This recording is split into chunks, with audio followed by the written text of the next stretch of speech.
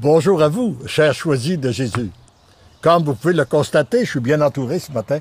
Alors, avec ceux et celles qui ont participé au Facebook Live depuis que nous avons démarré, et comme nous avons passé des invités, d'une façon spéciale, comme c'est notre dernière rencontre avant une pause de 4 semaines que nous prendrons. Et comme vous pouvez le constater, nous sommes encore dans un endroit enchanteur et nous allons prendre juste quelques secondes pour se concentrer vers notre Dieu, pour lui demander de venir nous inspirer, chacun de nous. Et non seulement de venir nous inspirer, mais venir aussi ouvrir tous les cœurs de ceux et celles qui écouteront ce Facebook Live. Alors, et là, pour démarrer, Marc, ce matin, a ouvert dans la foi un message que je connais pas, mais il va être lu, on va le découvrir ensemble. Et Audrey va le lire. Alors, bonjour à tous. Ce matin, Marc a eu le bonheur de sélectionner le message 95 du premier volume. Alors, je m'apprête à vous le lire. Ce qui paraît être une épreuve est toujours source de grâce et de bénédiction pour celui qui l'accueille. Seigneur Jésus, je me remets totalement entre vos mains. Je vous remets toutes mes préoccupations, principalement celles de la vente du bureau et des réactions possibles des gens. Je vous remets mon impuissance, je crois en votre amour, je veux accueillir votre amour, je vous aime. Mon tout petit, continue à te laisser transformer. Petit à petit, tu deviens l'amour. En devenant l'amour, tu obtiens un nouveau regard sur ce que tu vis, sur ce qui se vit autour de toi, sur ce dont tu es témoin. Tu commences à voir au-delà des événements, au-delà des apparences. Ce qui paraît être une épreuve est toujours source de grâce et de bénédiction pour celui qui l'accueille. Accepte de la vivre en la remettant totalement entre les mains du Père. Heureux es-tu de recevoir ces lumières. Laisse-toi transformer. Tu deviens l'amour. Tendrement, je t'aime. C'est un beau message, ça, que vous avez reçu, Léandre. Oui. Alors, et qu'est-ce que... On pourrait te demander, qu'est-ce que tu retiens, toi? Qu'est-ce que ça te dit à toi de ce message-là? Ce que je retiens, moi, de ce message-là, et je vous dirais de l'ensemble des Facebook Live qu'on a fait ensemble depuis le mois de janvier, c'est que rien n'arrive pour rien, nécessairement, et qu'il faut accueillir ce qui nous arrive pour justement en tirer des leçons, en grandir, et surtout pour lâcher prise et de faire confiance que le Seigneur est là pour nous soutenir dans ce que nous avons à vivre, et c'est à nous d'en retirer la leçon qui en découle. Donc, c'est ce que je retiens de ce message-là. Toi, chérie? Moi, je laisse les dames parler d'abord. Je dois être aussi gentilhomme que Monsieur Lachance. Alors, je laisse parler les dames et je conclurai. Alicia? OK. Ben, on parle dans ce message du regard. Quel regard poser sur les événements, sur les personnes. Et ben, moi, ce qui me touche, c'est qu'à travers le fait de devenir l'amour, on apprend une façon de vivre, une façon de regarder les choses, de vivre les choses qui est différente et qui est bonne et qui fait du bien. Et donc voilà, plutôt que de regarder ce qui se passe autour, les autres ou même soi-même avec un esprit de critique, c'est de se dire, le Seigneur m'invite tous les jours à devenir amour. Et tous les jours, il me dit qu'il m'aime. Et si j'y crois, j'ai tous les éléments devant moi pour construire dans l'amour. Et voilà, c'est aussi c'est ce que je retiens du message. C'est aussi ce que je retiens de tous les Facebook Live que j'ai suivis, pour ceux où j'étais pas là. Et ce sont des moments privilégiés où on apprend à devenir amour et du coup à changer de regard. C'est beau, tu parles bien, Alicia. Ben, moi, en fait, dans tous les messages, le même essence, on le retrouve dans tous les messages. Puis dans celui-ci, il nous dit d'accueillir l'événement, de lui remettre. C'est toujours le même principe. C'est d'une douceur incroyable. de se laisser transformer par lui, de se laisser guider par lui, d'y faire complètement confiance et qui prend soin des moindres détails de notre vie, des moindres détails. Moi, c'est ce que je retiens dans cet enseignement-là, c'est vraiment d'accueillir l'événement et de lui remettre, comme la belle Élisabeth, elle dit souvent, la grâce de la confiance et de l'abandon. C'est ça, en fait, que je retiens. C'est ton tour maintenant. Chérie, les dames ont parlé. Faut que je me lance à l'eau. Ben, vous savez, moi, M. Lachance, je suis un résistant. Je résiste au changement, je résiste aux événements. J'ai beaucoup de difficultés avec le lâcher-prise. Et puis dans plusieurs événements, c'est difficile, puis Audrey pourra en témoigner, on pourrait faire une émission complète là-dessus. Ça serait fort intéressant. Puis à un moment donné, un soir, parce que je lis votre livre message par message, et j'ai déposé le livre, j'ai regardé Audrey, j'ai dit Audrey, bon, écoute là, il faut que j'arrête là. Il faut que j'arrête. Il faut que je l'accepte, il faut que je le laisse m'insuffler. Et c'est comme ça que ça opère un changement. Alors ça, en premier lieu, je dirais que ça a été un bouleversement pour moi de lire vos messages. Les messages qui m'ont été livrés, parce que ça m'a amené là. Et je pense que ça m'amène quelque part de bien, parce que c'est facile de résister, de dire pourquoi, comment, pourquoi je suis pas là, pourquoi ça arrive. Puis il y a beaucoup de questions, puis il y a même beaucoup de je dirais, d'agressivité qu'on peut développer. Pourquoi ça m'arrive à moi? Et je vous dirais que la deuxième phase, c'est vos livres, votre livre, parce que je suis rendu juste au premier, je m'excuse, je n'ai pas encore terminé, là, même si je suis boulimique de lecture. Quand on parle de message, moi, il y a 2 moments spirituels dans ma vie que j'ai vécu. Le premier, c'est quand on visite le mur des Lamentations à Jérusalem. Et moi, j'ai inséré 3-4 prières très importantes dans ma vie qui ont toutes été répondues. De par la confiance, de par la foi qu'on a quand on va là, parce que c'est un endroit où Jésus a été, quand il est allé au temple à 12 ans, etc. Donc, il y a une puissance spirituelle, et c'est un message qu'on dépose, et il y a une réponse. Dans votre cas, c'est un message que vous nous amenez, qui amène notre réponse. Alors, c'est un peu le cycle, là, le cycle de la vie ou le cycle de la spiritualité, que je trouve fascinant, parce que quand on parle de lâcher prise, quand on parle de résister, quand on parle d'avoir une attitude d'ouverture, c'est ça qui est pas facile dans la vie. On est pogné, puis on veut pas lâcher prise. Puis non, je vais l'avoir, puis non, je vais l'avoir ma réponse, puis oui, je veux que ça soit différent. Et ça, c'est pas évident.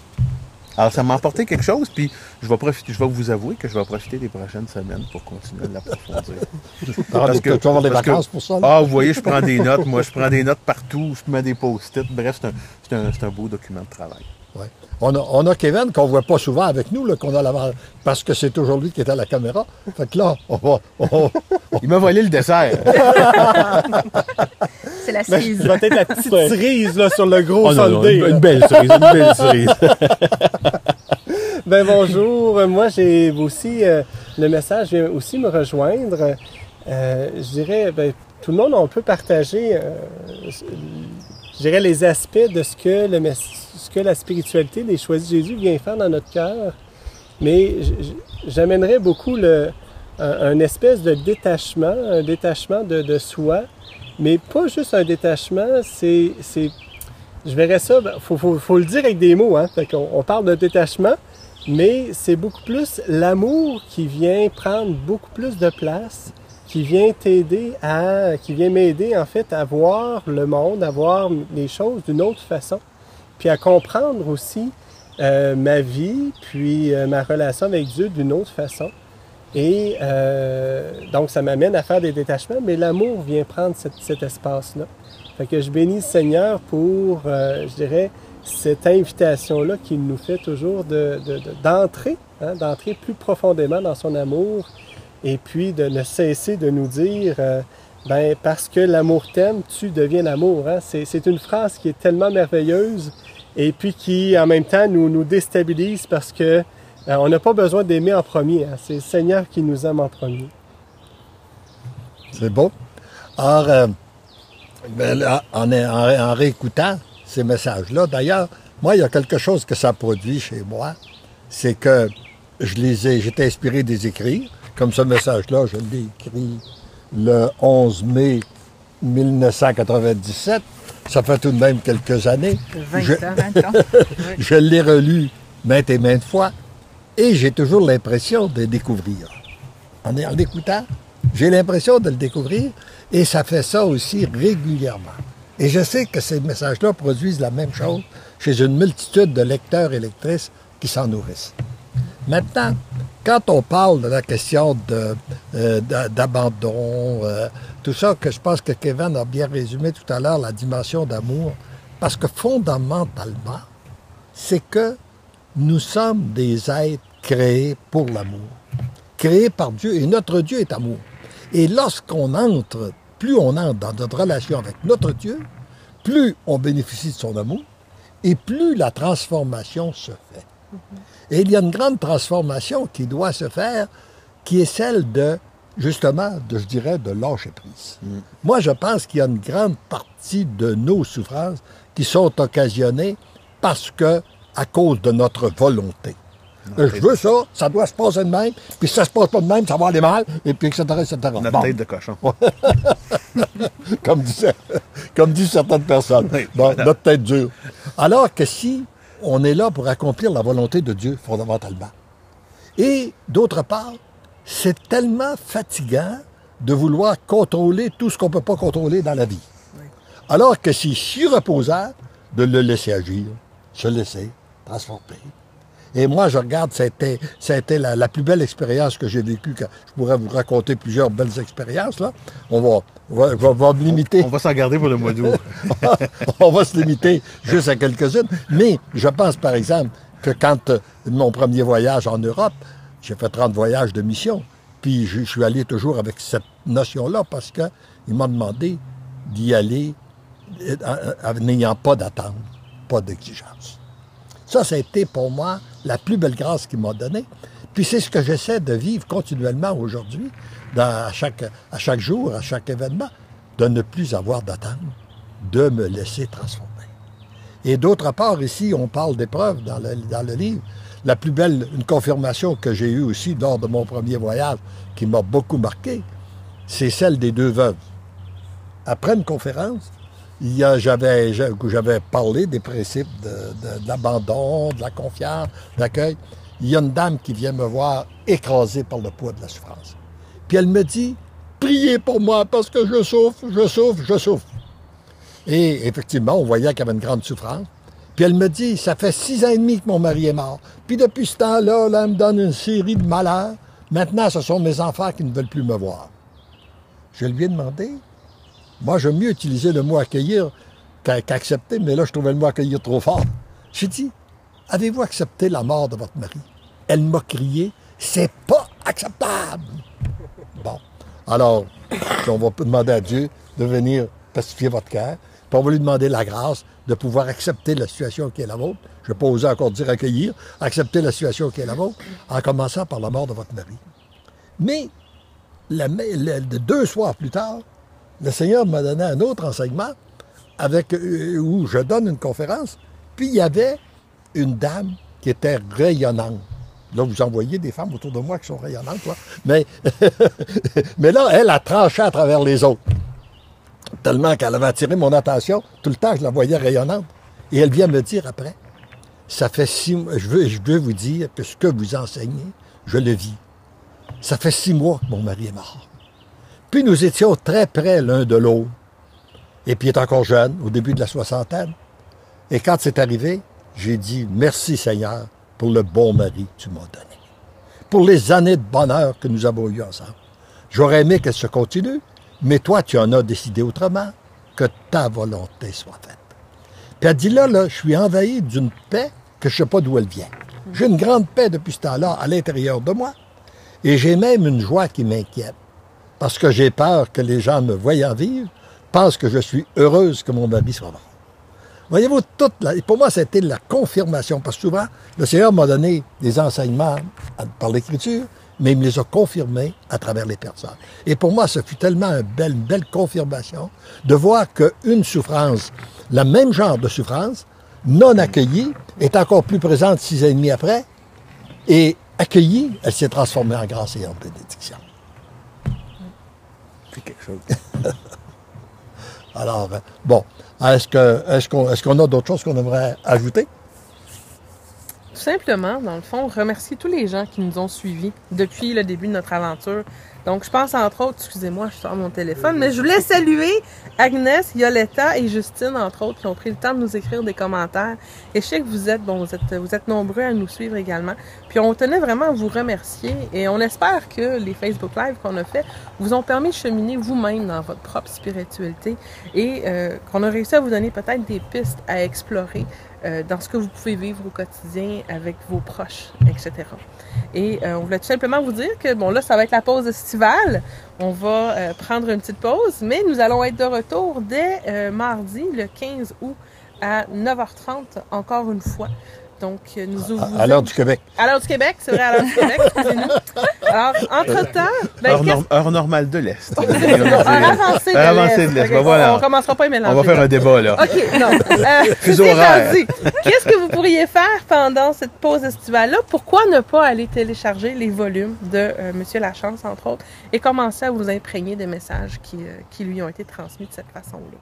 Je ne sais pas si vous voulez conclure, Monsieur Lachance. J'aimerais conclure en disant qu'effectivement, on n'a pas d'attente, mais ce qu'on a comme objectif, c'est que les messages d'amour que le Seigneur m'a confiés puissent se répandre dans les cœurs et que vous puissiez les expérimenter et que vous puissiez, et ce qu'on lui demande au Seigneur, c'est de faire en sorte que jour après jour, ça soit toujours de plus en plus beau dans votre vie, que vous soyez toujours plus abandonnés entre les mains de Dieu, que vous puissiez vivre toute cette période-là, dans l'abandon, la confiance, sachant que Dieu est là, qu'il vous aime et qu'il s'occupe là, des moindres détails de votre vie. Et déjà, rendez-lui grâce. Plus on lui rend grâce, plus il peut nous combler. Alors, bon mois. Bon été. Bonnes vacances. Bonnes vacances, tout le monde. Ah oui, puis parce que l'amour, n'oubliez pas là, parce que l'amour vous aime, vous devenez l'amour. Un petit bébé, là.